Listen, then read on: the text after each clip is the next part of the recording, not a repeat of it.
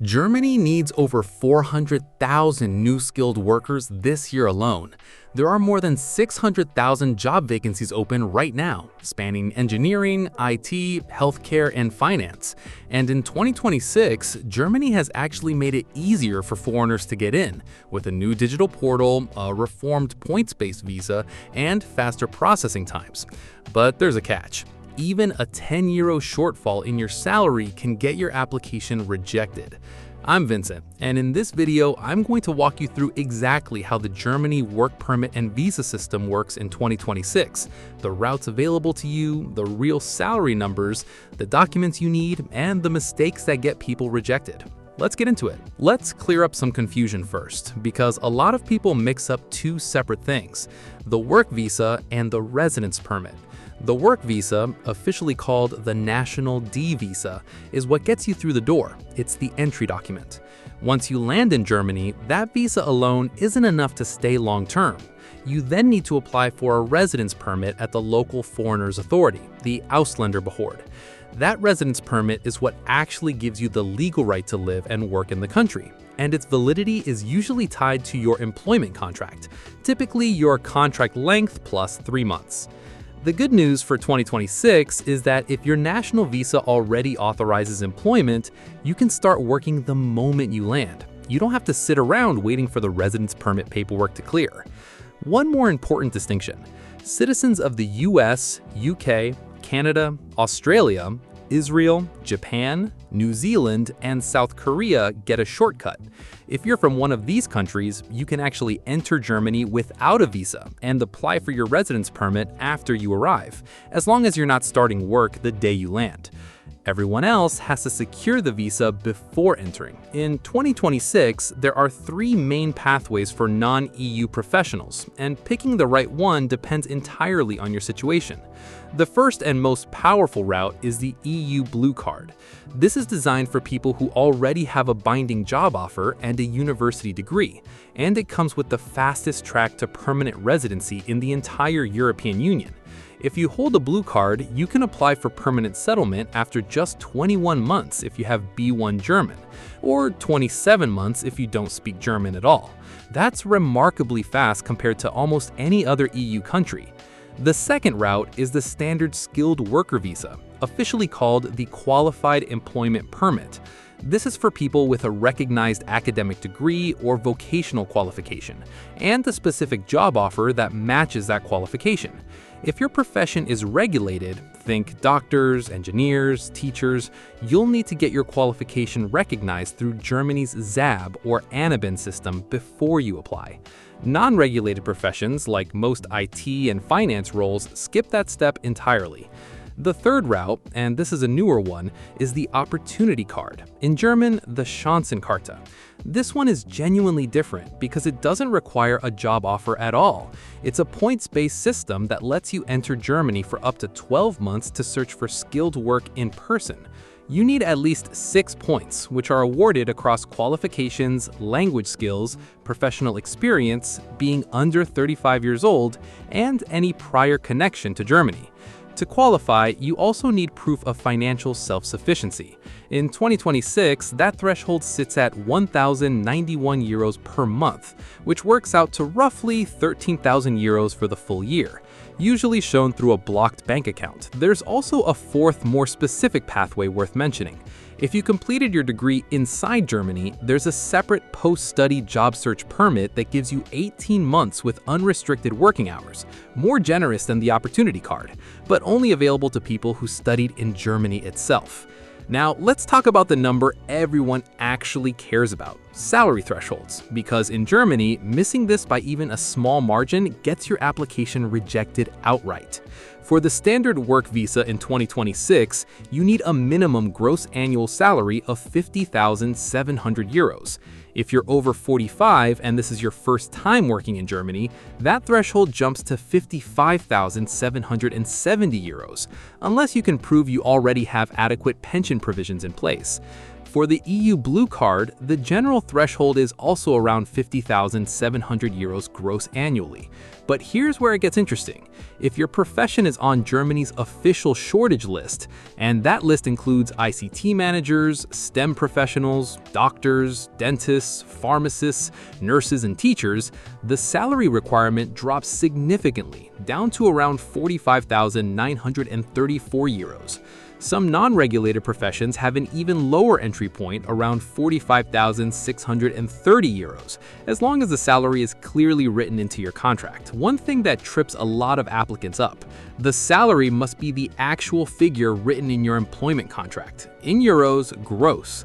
Not an estimate, not a verbal agreement, it has to be on paper.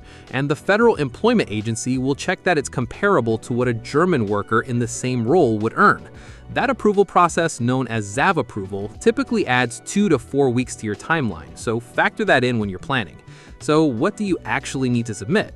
At minimum, you'll need your passport, your signed employment contract, your proof of your academic degree or vocational qualification, and if you're in a regulated profession, your recognition certificate from ZAB. Your employer also needs to fill out a declaration of employment form, which gets forwarded to the Federal Employment Agency for approval before your visa can move forward. Here's a genuinely youthful update for 2026.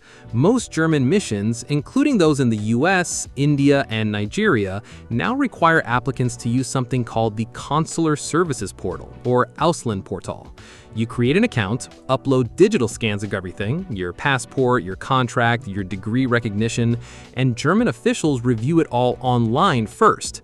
If something's missing, they message you through the portal, instead of turning you away at an in-person appointment, which used to be a huge source of frustration and wasted trips. Once your digital application is pre-cleared, you're invited to book an in-person appointment for fingerprints and a biometric photo. The visa fee itself is relatively low, around 75 euros in 2026. Processing time for the visa typically runs 1 to 3 months, though employer-sponsored fast-tracking can bring that down to about 4 weeks. Once you're approved, you get a national D visa sticker in your passport, usually valid for 90 to 180 days, and that's your ticket to enter and start working. After you land, though, don't relax just yet. You have to register your address within the first 2 weeks, and you must apply for your residence permit within the 3 months. You'll also need valid health insurance in place before that permit can be issued. And this is worth emphasizing: travel insurance is not accepted. This is one of the most common rejection reasons people run into. You need actual expat health insurance, public or private, from day one. A few things have genuinely changed this year that are worth knowing about. Germany has launched something called the Work and Stay Agency, a digital platform meant to speed up coordination between employers, the Federal Employment Agency, and immigration offices. It's expected to cut total processing times by roughly 25 to 30% once it's fully rolled out, though full operation isn't targeted until 2029. So for now, treat it as a work in progress rather than something you can rely on immediately. As of January 2026, there's also a new legal requirement. Employers must give every newly recruited non-EU hire written information about free counseling services covering labor and social rights, and they have to do this by the employee's first working day. It's a small thing, but it's a good sign of Germany tightening protections for foreign workers rather than loosening them. And here's a genuinely uncertain situation worth flagging.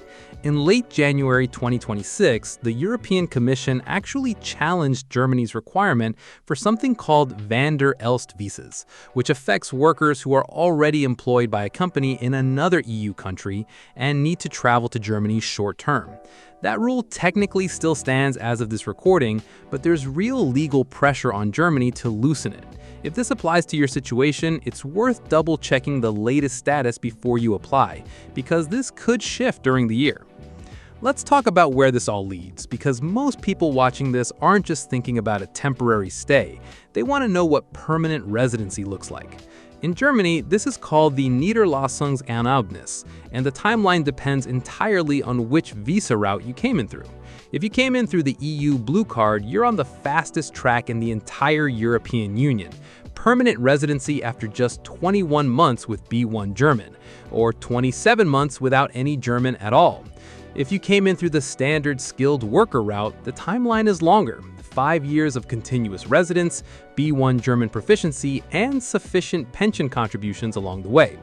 This is actually one of the most important strategic decisions in this whole process. If your qualifications and salary make you eligible for the blue card, it is almost always worth pursuing over the standard work visa, simply because of how much faster it gets you to permanent status, and eventually citizenship. Before we wrap up, let me flag the mistakes I see most often.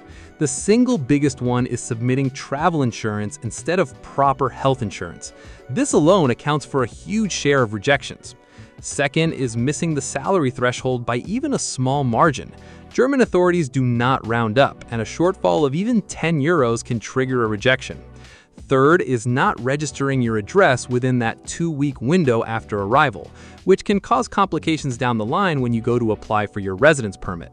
And fourth, particularly relevant if you're switching insurance providers later, expat health insurance is usually fine for your initial visa application, but many foreigners' authority offices will not accept it when it comes time to renew your residence permit. So you need to plan that switch in advance rather than scrambling at the last minute. Germany's system in 2026 is genuinely more accessible than it's ever been, especially if you qualify for the blue card route.